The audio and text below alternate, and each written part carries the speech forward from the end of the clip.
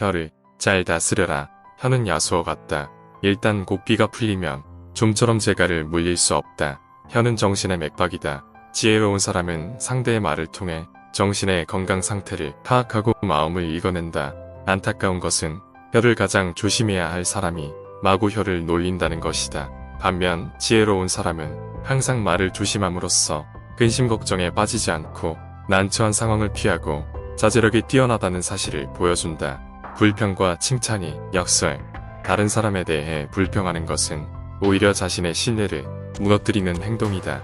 아무리 화가 치밀어도 이어남을 유지하는 것이 답선 통정을 받기 위해 하소연하는 것보다 항상 더 낫다. 당신이 다른 사람에 대해 불평하면 상대는 마치 자신이 불평의 대상이 된 것처럼 모욕감을 느끼고 당신에게 모욕을 되돌려줄 구실을 찾게 된다. 이것이 불평의 역설이다.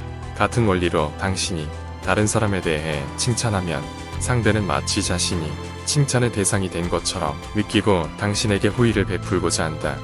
따라서 상대의 마음을 얻고자 한다면 불평하기보다 다른 사람을 칭찬함으로써 상대에게도 비슷한 호의를 받아내는 것이 현명하다. 지혜로운 사람은 다른 사람에 대해서 절대로 불평하지 않고 자신이 호의를 받은 일에 대해서만 말한다. 이러한 방법으로 친구를 얻고 적대 관계에 있는 사람들이 자신을 공격할 어떠한 구실도 주지 않는다.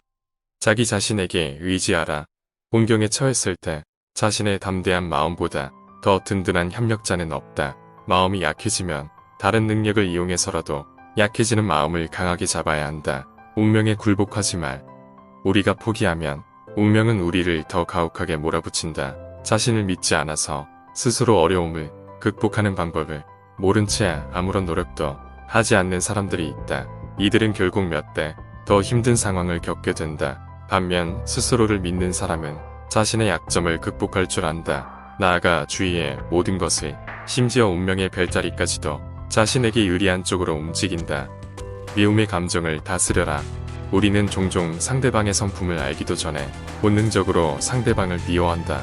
그리고 가끔은 이러한 천박한 미움의 감정으로 인해 훌륭한 인품과 뛰어난 재능을 가진 사람에게 화살을 겨누기도 한다. 자신에게 유리한 상황을 만들려면 미움의 감정을 다스릴 줄 알아야 한다. 자신보다 더 나은 사람을 미워하는 것보다 자신에게 손해인 것은 없기 때문이다. 훌륭하고 뛰어난 사람과 친하게 지낼수록 그만큼 자신이 더 돋보이고 그들을 미워할수록 자신은 더 보잘것 없어진다. 속마음을 쉽게 드러내지 마라. 사람들은 상대가 겉으로 드러내는 감정을 통해 그의 생각을 유추한다. 따라서 속마음을 드러내지 않는 것처럼 실질적인 지혜는 없다. 자신의 패를 보여주고 카드 게임을 하는 사람은 얼마 지나지 않아 가진 돈을 모두 잃게 된다. 말과 행동을 아껴서 사람들의 호기심을 물리쳐라. 사람들이 집요하게 당신의 생각을 알아보려고 할 때에는 먹물을 내뿜은 오징어처럼 당신의 생각을 감추어라. 당신이 어떤 성향을 가졌는지 다른 사람들이 알지 못하게 하고 예측하지 못하게 하라. 당신의 성향을 파악하면 사람들은 그것을 깔아뭉개거나 아첨하는 식으로 악용할 수 있기 때문이다. 부탁할 때에는 타이밍이 관건이다. 세상에는 부탁을 잘 들어주는 사람도 있고 거절을 잘하는 사람도 있다. 부탁을 잘 들어주는 사람은 마치 자물 새 없는 금고와 같아서 이들에게서는 힘들이지 않고 원하는 것을 얻어낼 수 있다. 하지만 무조건 거절부터 하는 사람에게 부탁할 때에는 몇 가지 기술이 필요하다. 먼저 그가 기분이 좋을 때, 식사를 마친 후에, 정신이 맑을 때 기습적으로 부탁하는 것이 좋다. 사람은 기분이 좋으면 호의를 베풀게 마련이다. 하지만 다른 사람이 거절당한 직후에 찾아가서 부탁하는 것은 거절을 예약한 것과 다름없다. 또한 그가 슬픈 일을 겪은 다음에도 부탁하지 않는 것이 좋다. 상대가 천박하거나 배은망덕한 사람이 아니라면 그에게 미리 호의를 베푼 후에 부탁하면 승낙을 받기가 훨씬 쉽다. 먼저 베풀고 보상은 나중에 받아라. 지혜로운 사람이 좋은 평판을 얻는 것은 대가 없이 먼저 베풀기 때문이다. 이러한 태도는 두 가지의 이점이 있다. 하나는 상대가 원할 때 즉시 베풀어 줌으로써 당신이 무척 관대한 사람이라는 인상을 줄 수 있다는 것이다. 또 다른 하나는 나중에 베풀면 대가가 되지만 먼저 베풀면 호의가 된다는 것이다.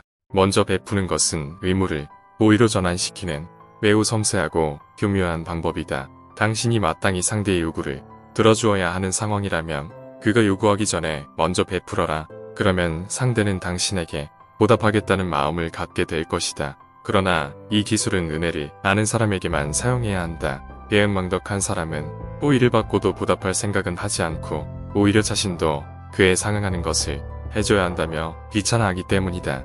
아무것도 아닌 일로 야단법석 떨지 마라. 쓸데없는 말을 지어내거나 아무것도 아닌 일로 야단법석을 떠는 사람이 있다. 이들은 항상 허풍을 떨 뿐만 아니라 어떤 일이든지 심각하게 받아들여 분쟁을 일으키고 좋지 않은 소문을 만들어낸다. 모르는 척하고 지나쳐도 될 일을 마음에 두는 것처럼 어리석은 것은 없다. 처음에는 잔뜩 겁먹었던 일이 그냥 내버려 두면 하찮은 일이 될 때가 많기 때문이다. 쉽게 처리할 수 있는 일도 섣불리 손을 대면 오히려 상황이 심각해진다. 가벼운 병을 치료한다고 손을 댔다가 오히려 병을 악화시키는 어리석음을 범하지 마라.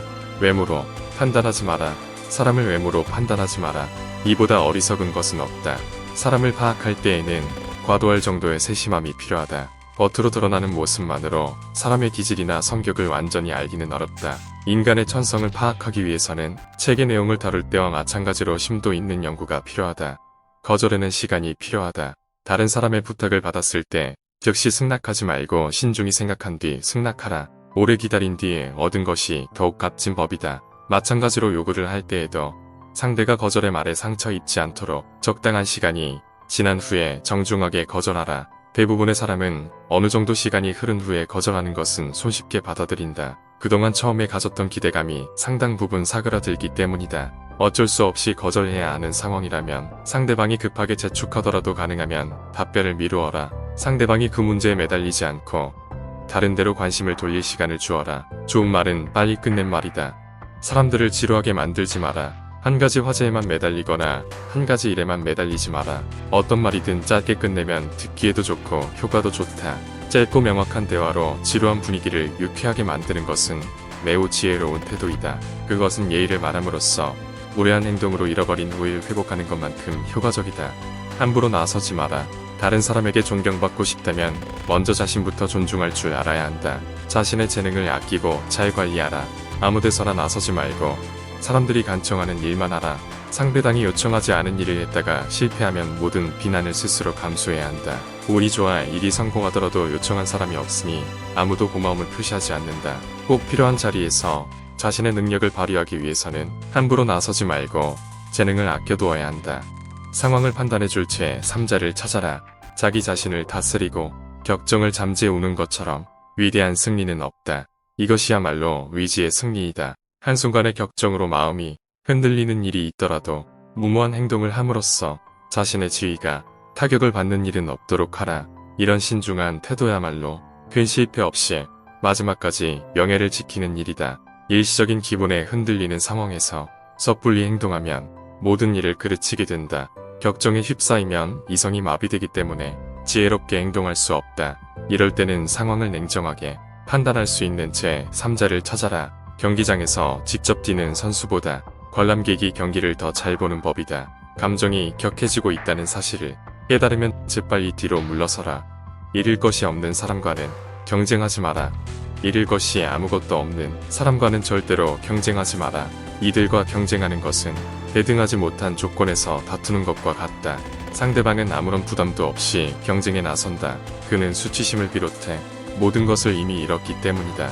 따라서 그는 명예를 포기한 채 온갖 무례한 말과 행동을 일삼는다. 이처럼 위험 부담이 큰 사람과는 절대로 명예를 걸고 경쟁하지 말아야 한다. 단 한 번의 추문으로도 오랫동안 쌓아온 명예가 순식간에 무너질 수 있기 때문이다. 지혜로운 사람은 함부로 자신의 명예를 걸고 경쟁하지 않는다. 이들은 적절한 순간에 현명하게 물러설 기회를 살피면서 최대한 신중한 자세로 경쟁에 나선다. 만약 자신이 승리한다 해도 그 과정에서 한번 잃어버린 명예는 결코 되찾을 수 없다는 것을 알기 때문이다. 어떤 경우에도 적을 만들지 마라. 어떤 사람과도 관계를 아주 끊지는 마라.